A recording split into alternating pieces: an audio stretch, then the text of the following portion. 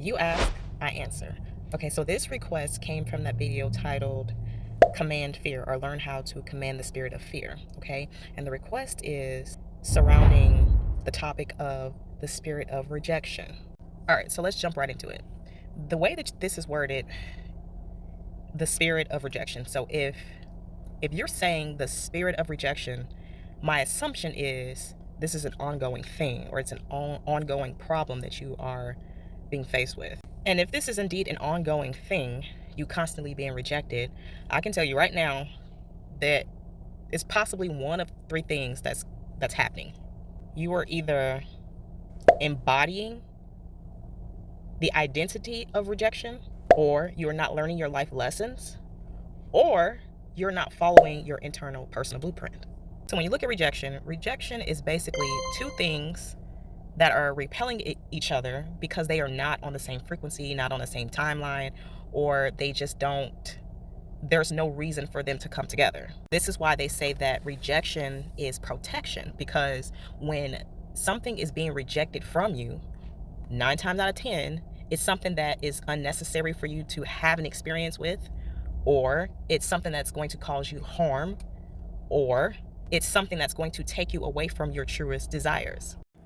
But let's look at the three different scenarios that I mentioned before, okay? So if you are constantly dealing with this spirit of rejection, the first reason that you could be dealing with this spirit of rejection is because you are embodying the identity of rejection. So let's talk about this one real quick. If you find yourself being rejected often, what can happen if you don't have the resiliency or the correct perspective about the rejection? What can happen is you can embody the ideal of rejection.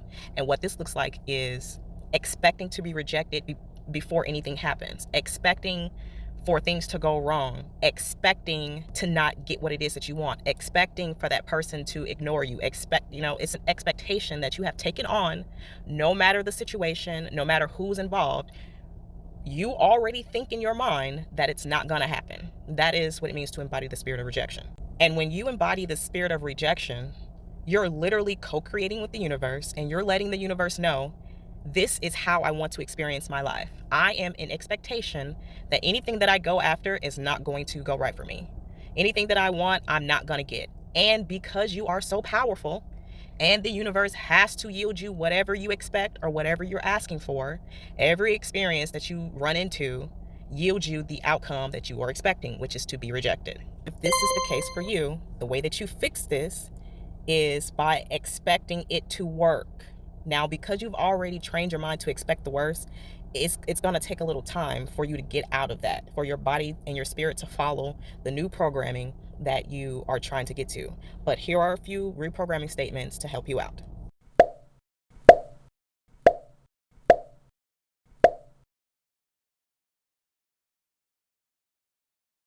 Okay, now the second possibility is the fact that you're not learning your lessons, okay? Remember, rejection is God's protection for you. So let's just say you're supposed to learn how to develop self-love. You're supposed to learn to put yourself first, okay? And you haven't learned this yet because you grew up in a family that always wanted you to people please, or they always wanted you to put them first, right? And so you're used to putting other people first. But in order for you to be where you ultimately want to be, or to be where it is going to be most advantageous for you, or in a space where the universe can help you get to the best timeline where all your desires are, you have to learn the lesson of putting yourself first. This means that you are going to encounter experiences and people that are going to put you in a position to have to put yourself first. So if the lesson is for you to learn how to put yourself first, right? Now, it could be a multitude of other lessons as to why you're being rejected. I'm just using this one as an example. If the lesson is for you to learn to put yourself first, you're going to continue to run into people who are going to possibly use you and then discard you, okay? The discarding of you is the rejection, right? But the point was for you to understand that when you don't put yourself first, this is what happens.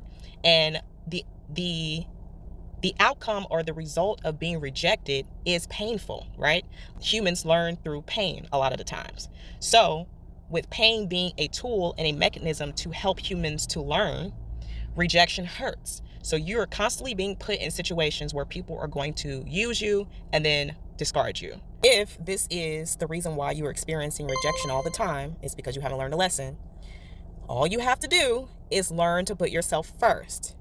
And this means making sure that you are happy, healthy, and peaceful before you give your energy out to the next person. This means saying no to things that don't feel good or that don't sit right with you. This means walking away from people who devalue you, disrespect you, or make you feel unimportant, and refraining from interacting with people who don't reciprocate your energy. Once you do this, you will see that you will get rejected less. As a matter of fact, anybody who would stand to reject you won't even come into your energy, or they won't even have the opportunity to reject you, because you will feel up front that you're either giving away your energy too much, that they don't respect you, they're not reciprocating the energy. And the ones that are returning your energy, they're reciprocating the type of energy that you give, you will stay in the connection together because they are giving just as much as you are giving. So there will be no rejection to be had. So that's how you deal with that specific reason as to why you may be dealing with the spirit of rejection. Okay.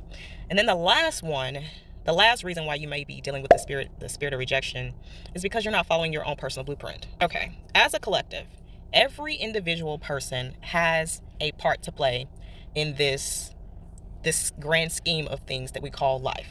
And you will be able to tell what it is that you're supposed to offer and what it is that you're supposed to do in this collective of a reality, of an experience, by the way that you feel when you do something. For example, let's say you like to make music, right?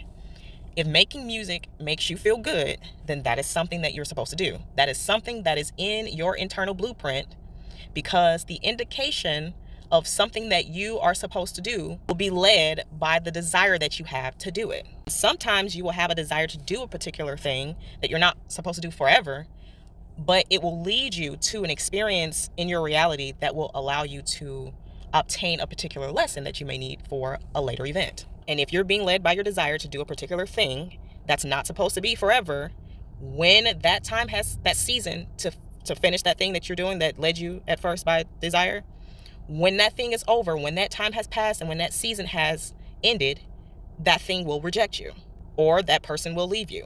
If you feel along the way that this is starting to not feel good anymore, or it feels like you've done everything you're supposed to do in this particular situation, and if you don't leave, you're going to be rejected, because at that point you are no longer following your internal blueprint. You are now just doing things out of familiarity or out of the fear of change. Additionally, if you do a thing that is not a part of your internal blueprint, let's just say you went and got a job because you heard that you can make a lot of money, and you want to do it because of that superficial reason.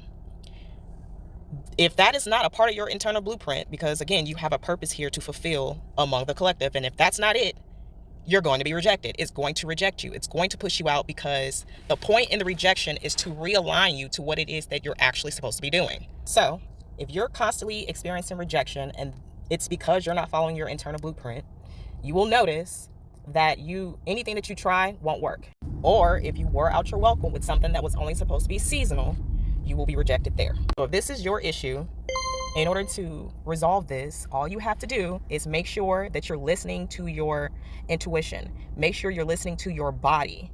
Your body is the tool that will give you the indication as to what feels good and what does not feel good. When something feels good, you follow that. When it doesn't feel good, you don't follow that. Or if you follow a feel-good feeling and then somewhere along the way it doesn't feel good anymore, then you're supposed to stop. But you should know that you always get an indication before you get rejected or before you have to experience pain.